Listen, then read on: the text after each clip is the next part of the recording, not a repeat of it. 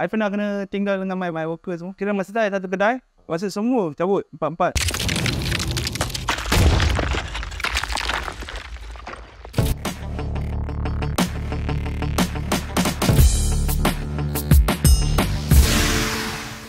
Boss at SG is brought to you by Philos Events, a dynamic event production company that specializes in trade fairs, concerts, seminars, conferences, flea markets, and the creation and execution of remarkable events.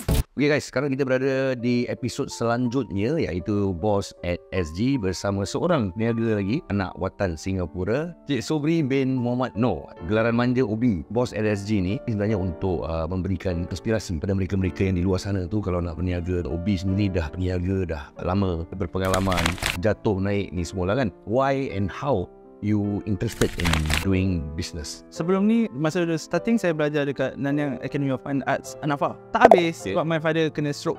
So I terus kena kerja bawa lori lah. So bawa lori tu I rasa benda tu macam sampai bila? Good money. Tapi along the way I kerja tu I simpan duit. I rasa the only way untuk I do something else is kerja sendiri lah. Itu sudah berumah tangga ke belum? Masa tu tengah on the way. Kerja lori, lepas I dapat first house terus I stop niaga. Yeah. Itu kira langkah yang berani tau sebenarnya. Ya. Tak ramai. Waktu tu umurnya berapa? I think around 23. Oh, 23. very young man. Yeah, quite It's very young. quite young. What makes you think that this is the right way and I have to be, fearless about it? I memang need space, I need bebas. So I'm not doing it just for money, tapi more to Freedom. bebas, freedom.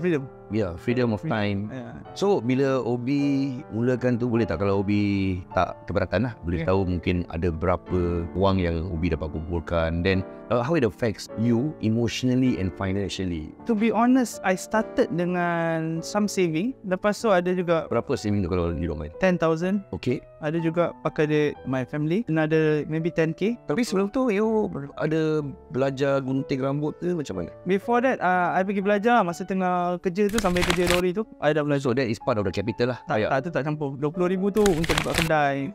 Tak start tu. I see. Yeah. So belajar tu harus bayar juga. Few thousand juga. Yeah. So emotionally you macam rasa macam boleh ke tak boleh ni sebenarnya ni aku 23 dah nak kahwin ni. What was your thoughts? Walaupun I nak buat benda tu, tapi I feel that okay, certain basic thing I need kena ada, which is rumah. Dan kita nak kahwin dengan anak orang kan. So I make sure I ada rumah dulu. After that baru I embark on apa yang I nak buat. Waktu pertama kali tu ada experience macam cari kedai.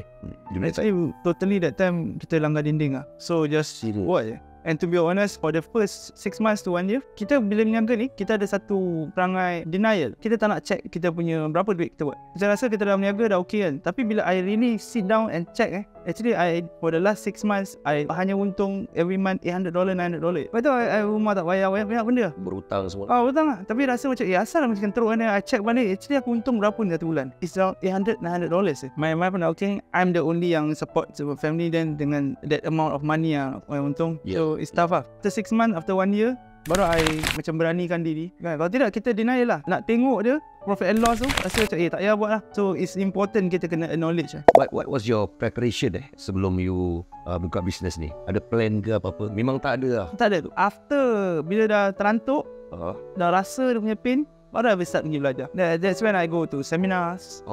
I go to workshops. Ya, workshop. Tapi macam Singapore tak ada sangat benda tu during that part. So that's when I go to Malaysia. I go and pay all the seminars in Malaysia. Every business has ups and downs lah. Yeah. I mean of course the first part memang you langgar tembok, but along the way dah 10 tahun Yeah. along the way pun ada jugalah ups and downs. Yeah, correct. So how do you deal with definitely challenges lah? I see this, my wife tell me this. Dia banyak orang cakap macam hidup ni macam roda. Naik turun. Tapi dia tell me actually it's not roda. It's like it's a graph, ada turun sikit, tetap kita naik balik. So don't have the mindset yang kita akan turun the same place. From that right, I rasa macam I tahu I akan pergi mana the next 10 years. So you already plan? Ada plan.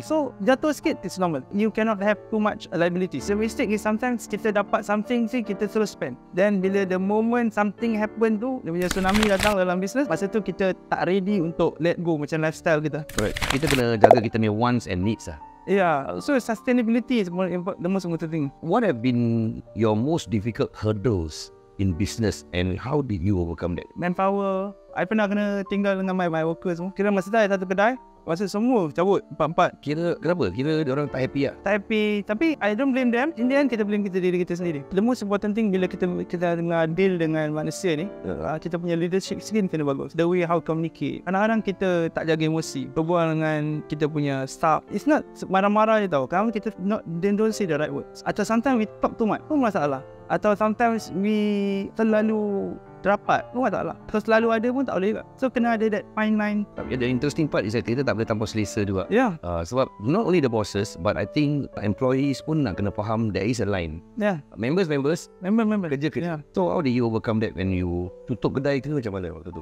Itu yang kita turning point. I pergi belajar. Dulu I started gunting. Lepas tu bila bekerja I start gunting. Lepas tu I start balik gunting bila tak bekerja. Dan I pergi belajar. Kat situ I learn a lot of things lah. Belajar seminar ke atau Pergi seminar. Cara kita nak handle staff. Yeah. So it's like everything mesti ada proper agreement. Banyak orang kita especially yang kita suka janji mulut. They're very dangerous. Pasal kita warning pun suka warning mulut. The proper thing is mesti ada agreement. Buat salah mesti ada warning letter. All that is very very important. Yes. What is your vision for your business? Sekarang ni Obi dah ada berapa outlet dan boleh terangkan what's next? Sekarang you ada berapa? Sekarang ada 4 outlet di Singapore. Okay. 1 dekat Malaysia, dekat Johor. Mungkin few more outlet tapi more in Malaysia. And I want to expand juga buat ada business juga. Pada saya tak boleh banyak sangat lah. Tak boleh fokus kan business yang lain-lain tu. Yeah.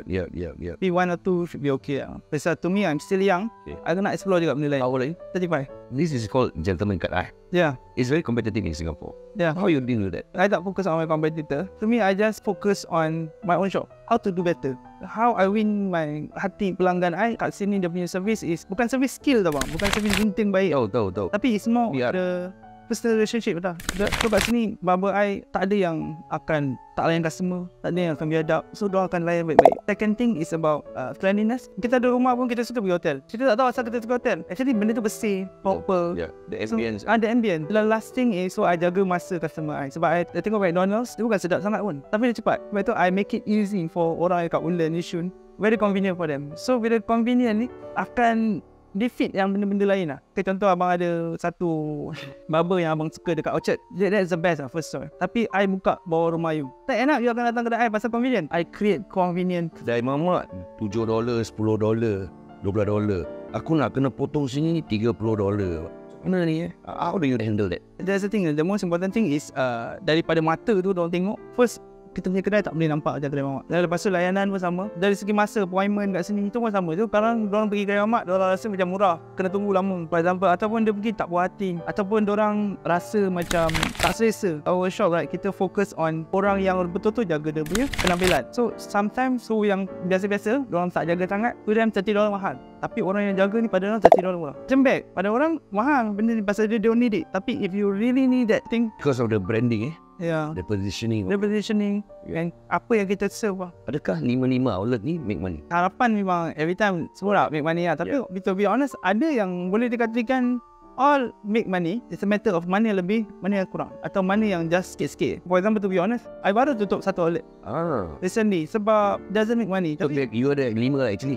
kat Singapore ada 5. Baru tutup 1 outlet. Tapi kita macam I cakap kena be very rational, tak boleh emotional. Dah time to let go. Tapi I will open again kalau ada opportunity. Yang you tutup tu pasal tak make money. I give lah 18 months, dia punya graph kira tak sampai yang I expect. Tapi make Cover. Tapi I find it macam waste time. Bila I buka banyak-banyak ni, dia jadi macam bagusnya. Dia jadi macam billboard tau. Kalau nampak tak keren sangat, tapi tetap exposure. Even big companies pun Ada tutup buka kan. So it's not an issue lah. Ya, normal. Sejauh ni Obi ada pernah rugi berapa ratus ribu ke, puluh ribu ke? I rugi lah tapi kat stop. Tu merepek kan, berapa ratus ribu lah. Berapa ratus ribu? Okay, as a business owner, how important it is? Pasal tadi Obi ada cakap tentang Obi belajar. Learn, relearn and unlearn. I think benda dah kira wajib. Kena lah. Dah kena pergi seminar, workshop. Macam contoh kita orang Melayu tiba-tiba kita nak berbual dengan orang Cina. Macam mana kita nak berbual Cina kalau kita belajar Cina? Tapi banyak orang mentaliti I tak faham. Macam I juga dulu, I tak nak bisnes. I belajar kat sekolah, belajar biasa-biasa, belajar art, belajar apa-apa. Tiba-tiba I masuk dalam bisnes, tiba-tiba I ada mentaliti I boleh tahu automatically. It's funny you must learn. Tak make sense lah. That makes sense. To me, it's like banyak orang cuba-cuba, dia dah jadi macam judi. It's like you letak duit you macam main stock macam tu example. Yeah. I main hantam you letak. Itu dah kira gambling. Kalau you buat untung kan. Tapi the chances untuk you untung sekejap lepas tu you rugi banyak. I kena pergi belajar sampai 100,000. 100,000. Yes, dia punya course kat Malaysia lah kan. 120. Itu benda je forever lekat kat my mind. And kalau I tak buat that decision, masa yang I rugi tu buat mistake, habis lagi banyak.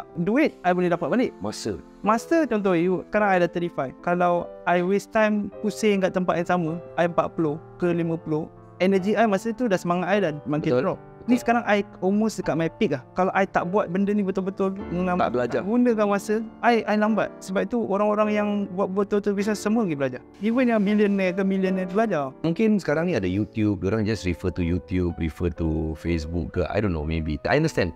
Apa yang Obi tiba cakap is like bila kita pergi seminar, kita belajar, dia memendekkan masa kita untuk buat benda yang betul. Kalau kita pergi YouTube, yang kita tengok, sometimes it's just content. Okay, tapi ni yang sharing dalam seminar tu real life ni entrepreneur. Alright, diorang share diorang punya knowledge. Interesting. 120,000 ni dia ada group chat ke ataupun dia bimbing selama setahun ke macam mana? Okay, dia bimbing kita dalam setahun, tapi kat dalam tu dia gather all the entrepreneurs in Malaysia yang top punya, yang making 40 million. Jadi dia satukan kita dengan yang like-minded tapi yang dah lagi power. Jadi dia ni belajar dengan dia ni. Kau buat benda macam ni. Jadi it's networking, and kat dalam tu, contoh satu tahun I buat 1 million Lu buat 1 million? Belum.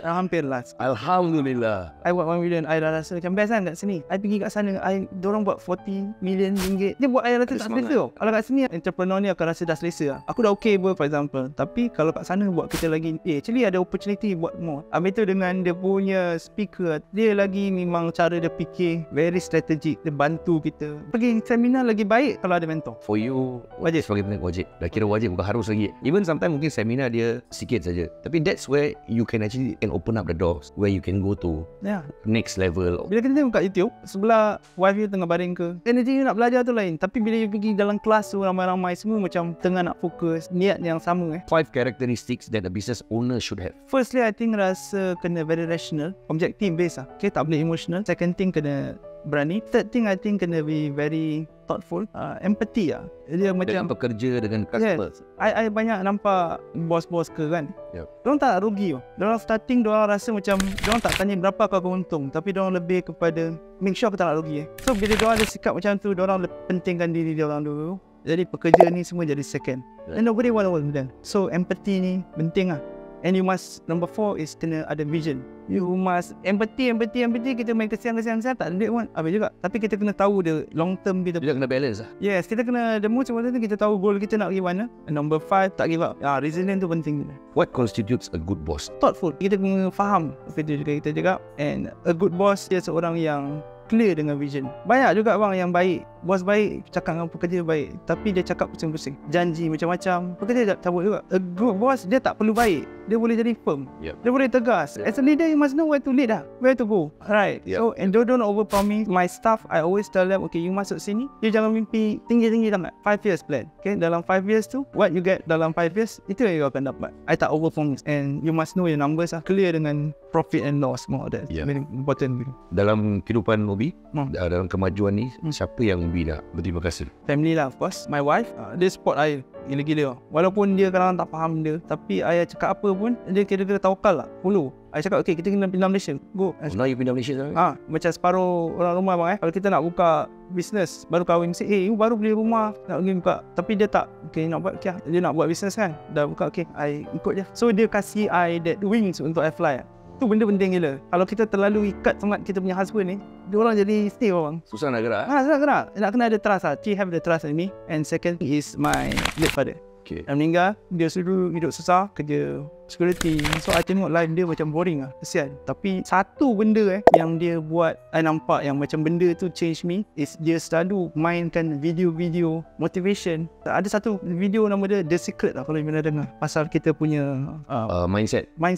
pasal business, all this kan. Oh, The Secret The Secret. So daripada kecil I sampai fed up dengar, lama apa cerita lain tak ada ke apa. Masa dia kata dengar je, dia dengar kat YouTube ada? Boleh dengar? dah lama dari dulu lagi susah. Jadi dia beli tau video tu, satu set. Dia mainkan benda tu, walaupun dulu kita tak suka, slowly dia program kepala I sampai I terpaksa jadi apa yang dia nak. Walaupun dia tak sempat tengok apa yang I achieve sekarang kan. Tapi Mungkin waktu tu dia nak jadi businessman juga. dia nak, tapi tak dia, sampai. dia pun tak kesampaian. Tak sampai. So benda tu come to me every time I semayang ke, ingat dia. Kadang kita tak tahu, macam my mentor dia cakap, ada satu pakcik ni dia tanam pokok durian. Dan dia cucu cakap, you dah tua, kenapa you pergi tanam pokok durian, kan lama lagi. Dia kata sebab I dah puas makan durian yang orang lain tanam. Macam tu lah. Maybe dia tu tanamkan benda tu, I yang dapat. Kalau without him tak tahu lah. At the end of the day, kita kat Singapore ni kita kena support each other. Ya. Diorang ada terbaca satu members tulis about kita kena bekerjasama. Dan at the same time, bila kita bekerjasama tu, make sure kita boleh bantu juga orang yang kita bekerjasama tu kan. Betul, kita kena network. Tapi kadang-kadang ni bila kita network, ada yang parti lagi satu tu nak take advantage lebih pada dia daripada kita. Bagi saya yang penting ialah seimbang. Ya, to me is like, betul lah abang cakap, memang akan ada orang gini bang. Ya. Tapi like in the end, kalau kita nak blame nombor 2 macam tu Ali, kalau Ali tak buat benda yang sama, mungkin Abu yang buat. Jadi in the end berbalik pada kita. Ya. Kita yang kena control. Itu part of leadership lah. Dah tak boleh, draw line. Because at the end of the day, kita Kita control. Sentiasa lah ada orang. kita jangan salahkan orang lah. Betul. Betul lah. Yeah. In the end, kita yang kena control. Alright, thank you. Thank you man, thank you. Dah. Sobri, Muhammad Noor. Kali ni for the boss at SG. Okay, Great one. Terima kasih. Terima kasih. Thank you very much. Abang doakan semoga sukses. Sama. Saya doakan abang sukses juga. Amin. Ya.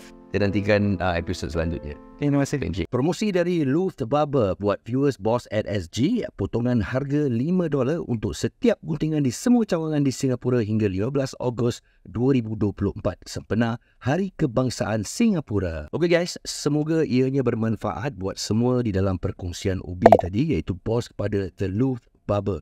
Bagi anda yang belum menonton episod 1 dan episod 2 bahagian pertama, sila tonton ya. Berikan sokongan lah ya. Terima kasih. Sekiranya ada bos-bos yang ingin berkongsi pengalaman mereka, atau anda tahu ada bos-bos yang mau buat perkongsian, sila email ke ask.wecreate@gmail.com. Sila komen juga pendapat anda. Dan jangan lupa untuk like, follow, share dan subscribe platform social media saya. Semoga anda semua ceria dan berjaya dalam apa juga yang dilakukan.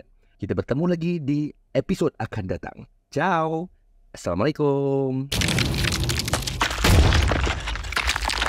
Boss at SG is brought to you by Philoz Events, a dynamic event production company that specializes in trade fairs, concerts, seminars, conferences, flea markets, and the creation and execution of remarkable events.